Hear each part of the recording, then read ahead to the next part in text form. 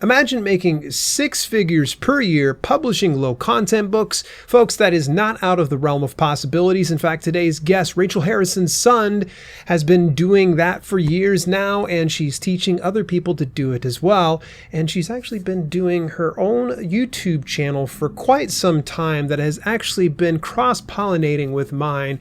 So I thought it was long overdue that we sit on down for a nice little interview and chat with her about her start in the business of self-publishing, and then her transition over into low content book publishing, and of course coming into the world of YouTube video content creation. So without any further ado, let's get on into the interview with Rachel Harrison Sund.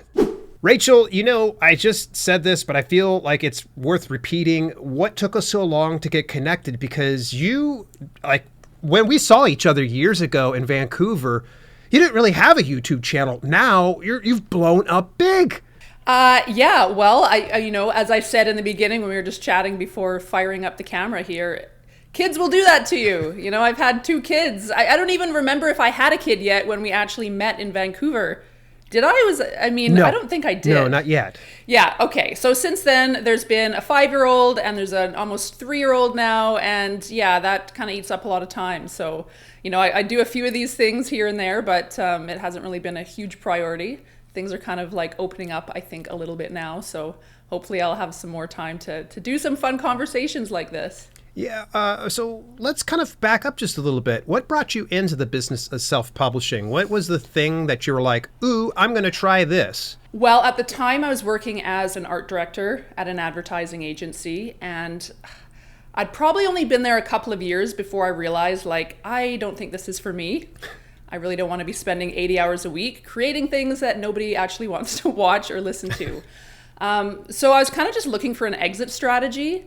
And I came across this idea of self-publishing as a business model online. And I've always loved books.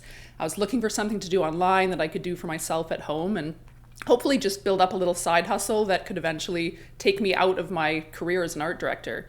So that's what drew me in. And there were a couple of other things I had kind of experimented with before I got to the self-publishing thing, but that just seemed so right up my alley. It just seemed like a natural fit and super fun.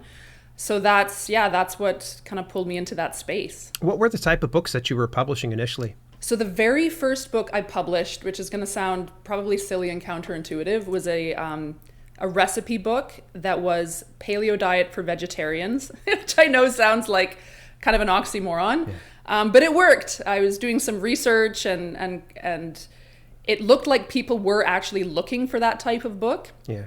But there weren't really any options for obvious reasons.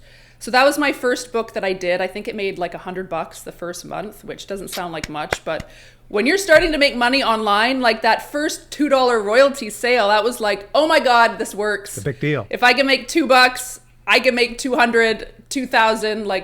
Your mind just my mind instantly was just whoa, this could get so huge. Yeah. I started off with the nonfiction stuff, recipe books, some other stuff. I think there was a potty training book in there and a dog training. So basically I was coming up with these ideas, creating these outlines, and then I was sending it out to a writer to write. Because that's really the only way you can scale. You need to put out multiples of these books at a time. And of course, unless you're someone who has more than 24 hours in a day, you can't do all of those books yourself. So that was kind of the business model. You get multiple writers writing these books at once, and then you're buying the rights, you're collecting the royalties after you publish them. So started off with the nonfiction, then I moved into romance, which, let's get real, is more like erotica, and had some more success there. And then probably about 2 years in, maybe it was 3 years in, I started hearing about this low content publishing, which just sounded right up my alley. I love to design, that's my background, but B, because I could do all of that myself, I now didn't have to pay someone else to create the interiors of these books. So that meant I get to keep all the royalties. So that's when things kind of really exploded for me. I think about 14 months after I started the low content stuff. And when I say low content, I'm talking about planners, journals, notebooks, guest books, just like the name implies, low content. Yeah. And I think it was about 14 months after I started publishing those books that I reached the 6-figure mark in profits, and things just kind of ballooned from there.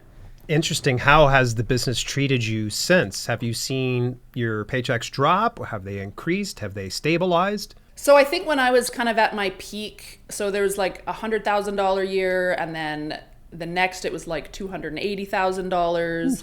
So it's kind of just it's mostly grown over this past while. You know, I've been focused a lot more on my YouTube channel and helping other people create those similar results for themselves. So I haven't spent a ton of time publishing my own books recently, but it's basically just ballooned. Nice. So what would you say is the key to that success? Was it, did you have a high volume of publications, or did you focus on any marketing efforts? What does that look like for you? So for me, I think the first thing is definitely quality. If you go onto Amazon and look at some of these books, like there's a lot of junk out there. So if you can just make a good quality book, like a really high quality design, read the reviews of other books, see what some of those complaints are, and try to use that to your own advantage. That I think is the number one thing. Like, you've got to be putting out there high value, high quality books. And the second thing is, while quality over quantity is important, there is a volume aspect to this. Okay. You know, you're not going to start making $10,000 a month just by putting out one book. Most people I know that are making like really big numbers, they are publishing hundreds of books, sometimes thousands of books to get to those numbers, which I know seems like a lot, but remember, these aren't novels or nonfiction books even. These are books that can be created pretty quickly. And a lot of times you can actually reuse the interior. So for me, I really had a lot of success with daily planners. So with daily planners, the interiors are generally the same. So I could create one interior and then I could create 20 very different covers, and now I've got 20 different books. So I mean, I was able to create probably about 20 books a week when I was kind of like really at the peak of my publishing. I'd be putting out like 20 books a week, and I think I probably got to about 1,000 books total. And I was probably making about $10,000 a month. Probably I had about 400 books at that point. Wow. So definitely a volume aspect. Yeah. And of that volume, what would you say, what was the ones that was, well, the 80-20 rule, if you will, does that apply to this situation? 100%. Okay. So like half the books I've ever produced didn't make a single sale. Okay. Like literally, you know, if we're talking 800 books, 1,000 books, it's like 400 to 500 of them sold nothing at all. And then out of the ones that did sell, yeah, there's probably about 20% that were generating that 80% of all of my royalties. Okay. And really, like at any given point, there'd be like maybe 3 top books that were generating kind of the bulk of that. So. So if you see something that's not selling, do you do anything with that? Do you delist it? Do you try to change the title or the cover or anything else like that? What does that look like for you? Because I've been putting them out at volume, like if something doesn't sell, I kind of just let it go to the wayside, and I don't want to be wasting time on, like, if something hasn't sold, it made at least one sale in like the first 2 to 3 weeks. To me, that's just not going to sell. Yeah. So I don't waste any time going back and trying to fix it. It could, because this is a book that probably has the same interior as some of the other ones. So I just think, okay, it was the design. Like this design just didn't resonate for whatever reason. So usually I'll just go back to the drawing board and I'm just putting out new books all the time. If there's a book that has been selling well and then it, you know, starts to dwindle in sales, that I think, you know, that's already a proven book. You can go back and adjust things. I mean, you can't adjust things like titles or anything, but you can make tweaks to the cover. Like if it's a full cover, that's like a different book. But if you want to make a little tweak here and there, or the description, keywords are a big one. Like I have swapped out keywords on books that were just sort of languishing, and then that's really revived their sales. I did that to a bunch of older nonfiction books when I learned a completely new keyword strategy. Yeah. And those are books that weren't making very many sales, and then adjusting their keywords really helped to pick up their sales. So that I think would probably be like the first line of defense when you see a book starting to fall in terms of sales, is I would swap out the keywords. Very interesting. What do you think is the common denominators for the successful books versus the unsuccessful ones? I mean, again, I think design is big. Okay. And you don't have to be a professional graphic designer, especially with so many amazing stock resource sites out there. Yeah. But you do need to have a good eye for design. People do judge a book by its cover, obviously, especially with things like planners and things like those are the kind of things that, like, when I'm personally am buying a planner, like, I love to look at the cover and what's the design like. So that's kind of like the first thing people are looking at. So good design, a good quality interior filled with whatever the value is that the person's looking for. Like if with the daily planner, just think about what are the different features that people want to use and put that kind of stuff in there. So I think design, that's the big one. And the other big one, of course, is research. You want to be creating a book that someone is actively searching for. So a lot of times someone will just have this great idea for a book, but they haven't really validated the idea. They put it out there. Nobody wants it. So you want to make sure people are kind of actively searching for that. And you can just go on to Amazon and take a look at what's selling. Like I like to go through the bestsellers lists, just see what's selling. And then usually I'll head over to a tool like Publisher Rocket, and that's going to give me a lot more information just in terms of like all the related keywords, how many people are actively searching for that keyword a month, because of course you want to know people are actively searching for whatever that book idea is that you have. So I think those are really the two main things, are design and just doing your research, coming up with a really good list of keywords. You can do that manually, but I think anyone that's been doing it manually for a while, like, you want to get a tool like Publisher Rocket because it's really going to be helpful. I think those are probably the two main things. And then, there's some supporting things like making a good description. There's a lot of descriptions, they're full of spelling mistakes, or it's like 2 sentences that doesn't describe what's inside the book. So you want to make sure that looks professional, and it seems like, like obviously, but a lot of people don't bother. Yeah. And then pricing too, you want to make sure that it's priced accordingly. You don't want to undercut everyone, but you don't want it to be like $20 more than everyone else is selling theirs for either. So those are kind of the more, the smaller details, but the two main ones I think are definitely design and research. What's your approach to marketing and promoting your books, be it low content or even nonfiction or fiction? So for me, I think the main route I like to go is with an email list. Okay. I'm kind of an anomaly in that I've never actually used ads, which I know sounds ridiculous because so many people, ads really can amplify your results. Yeah. But for me, once you've got that email list and you've got real customers on that email list, they've already proven that they like what you're putting out there. Yeah. And it does take some time to grow, but each time you're putting out new books, you can be promoting that to people that have already bought your books and might be interested in it again. And that's really worked for me. I routinely get emails from people, when is this next planner coming out? Or, I bought this and I'd love to see this in like a matching journal or something like that. Yeah. Like if people like your stuff, they're going to be interested in buying more. So I think an email list is probably the most valuable way to promote, although it does take the most time to build. And I will say that it was a lot easier to build that list when I was putting out fiction. I had one main pen name in particular that built up quite a bit of a following. So it was quite easy to build up an email list. It's a bit slower going with the low content publishing. But I do think that it's still worth it because it's free, right? Right. Ads can get expensive, and that's like a whole other beast in and of itself. From what I understand, it's something that you got to kind of be looking at, and you're in there every day and making tweaks and adjustments. I definitely think ads have their place. I've just never gone down that road.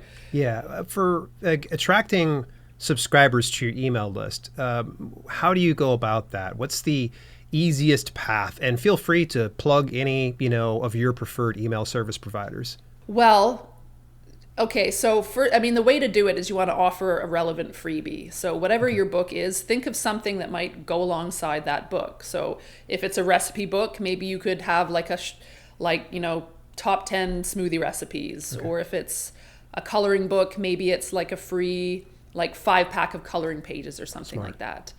So you want to create that as a PDF download. Okay. So you'll need a landing page, obviously, and you'll need your email service provider set up and all of that connected. And then you just want to place a link to that inside your book. So if somebody buys a book, they flip 2 pages in, oh, look, I've got this, whatever this freebie is, check it out here. People like free stuff, obviously. So if you've got a relevant freebie that people will actually find valuable, they're going to download it, and now they're on your email list. Very interesting. Now, in terms of my favorite email service provider, I was with MailChimp for quite a while, but I kind of wouldn't recommend them anymore. They're not as... I don't think they're as valuable as they once were. Like before, you could have, it was like free up to 2,000 people or whatever it was. I don't think that exists anymore. I think it's like a lot smaller and a lot less features. Yeah. So now in my own program, I recommend MailerLite. I knew I liked you. Are you a MailerLite fan? I'm a MailerLite fanboy for sure. Good to know. Yeah. I will say for myself, I actually use Kajabi, but that's strictly to make things easier on myself because my course is through Kajabi. My landing pages are all there. Makes so sense. When you look at how many softwares I'm subscribed to in a month, it's like, let's just keep this simple. Yeah. Sorry, Kajabi. It's not the best for email, but it's just the easiest for me. Right. So that's why I use them, but I recommend MailerLite to other people. So when you get somebody into your email list, what do you do? Obviously, you're going to give them probably a welcome email with their downloadable assets. What comes after that? How often are you communicating? What are you communicating? Tell me what that looks like. Yeah, with this, you don't really kind of want to bombard people. Like if you're publishing 20 books a week, you're not sending out 20 emails a week trying to get them to buy your new book. Yeah. I think, if you can just offer some value, like send an email. It could be like a roundup of maybe like tips that are related to some of the books that you've promoted or something. Okay. You want to kind of offer more value than you're, requesting in return. So you could send, it doesn't even have to be one email a month. It could be like, or one a week. It could be bi-weekly. It could be monthly, whatever. But you want to make sure you're at least sending as many value emails out as you are promoting your books. And then I would just maybe like once a month send out a promotional email, pick like maybe your top 5 books or something, like don't have them open an email and there's like a list of 50 books. Yeah. And just like have a blurb about each one, like why they might find it helpful, a picture, and then a link that just goes to that page. And I think that's good. So that's, the book stuff, that's obviously a little bit different than my other email campaigns, which are just going to, people that I find the same way with, through my freebie and like my YouTube channel and stuff. That's going to be like a totally different ball game. With those emails, I'm sending people to my free content on YouTube and so. You have so many plates spinning and you have so many irons in the fire. How do you know what to prioritize? Good question. For me, it's just once I started my YouTube channel and my course, Low Content Profits Academy, I really learned how much I enjoy teaching, which never in a million years would I have thought I would have enjoyed. So that is just what's feeling good to me now. So that makes it easy for me to prioritize. I haven't published any of my own books in a little while now because I'm just focused on, there's only so many hours in the day. We can't do it all. Like, wouldn't that be great if we could? But, back to the 2 kids thing. I've got 2 kids. I've got 5 to 6 hours tops a day to be doing any sort of work. Yeah. And with the YouTube channel, my course, and I'm creating another course right now, there's just not room for all of it. So my own publishing, that has fallen to the bottom of the list, and I'm cool with that. Like, I've always looked at that as a big stepping stone for me. Like, I'm really passionate about helping people find out what their skills are and then monetize those skills. And that's kind of where I'm moving towards. That's what my new course is going to be about. So the publishing, I'm so grateful for it because it's allowed me to get to this point where I haven't had to worry about money coming in. That was taken care of. And that's now allowed me to focus onto something that I'm like really, really, truly passionate about, you know. So the publishing, that's definitely been fun, but because it's always been hinged on Amazon's business, I never wanted that to be the be all end all, like my primary source of income. So that's kind of how I think about my priorities. I've kind of always had to look at the publishing as this can't be any more than like a side thing. And it really has been this stepping stone for me to just pad out my finances and get me in this situation where, okay, now I've got time to focus on this other stuff that I like really, really love. Yeah. Boy, we have burned through 20 minutes like crazy. I want to wrap up today's podcast with what I ask all of my guests, which is, what advice do you have for aspiring authors and self-publishers? I think just with anything that you want to do, you have to just do it. And you have to be prepared to really suck at the beginning and to just work through it. Because your first book is going to suck. And that can be really tough to hear. It doesn't matter if this is like a novel, a nonfiction, a low content book. Like Beethoven didn't just sit down at the piano and belt out like one of his famous concertos, right? Like that doesn't happen for anyone in any field. We all have to go through this period of this sucks. So, and I think that's when, you know, a lot of people, they just get frustrated and they find it so difficult to kind of get through that stage. They think like, this isn't working. I'm not good enough. I'm never going to be good enough. And it's amazing to me how many people just throw in the towel at that point. And it's like, wow, think back to when you were 1 year old learning to walk, how many times you fell over. Like, what 1 year old is like, oh, I guess I can't walk, you know, like nobody does that. But we think as adults that if we're not good at something immediately, it's a lost cause, and it's not. So I think that's my biggest piece of advice, is just like, if you can just accept those failures and that feeling like you suck as just, it's just part of the process. You're going to get past it, but you can't quit to get past it. You have to just muddle through it like we all do. All of us, we're all just muddling through everything, right? And the ones that get success in anywhere, in any space, are the ones that just accept it as part of the process, and we just keep muddling through until we get somewhere. So I think that's my biggest piece of advice. You've been listening to the Self-Publishing with Dale podcast. Visit us at selfpublishingwithdale.com for more information on how you can level up your self-publishing business. Also, check out our growing video-on-demand service, chock full of free and premium content, when you head over to theselfpublishinghub.com. If you enjoyed the show, please consider leaving a review on your preferred podcasting platform. We thank you for tuning in, and we'll see you in the next episode.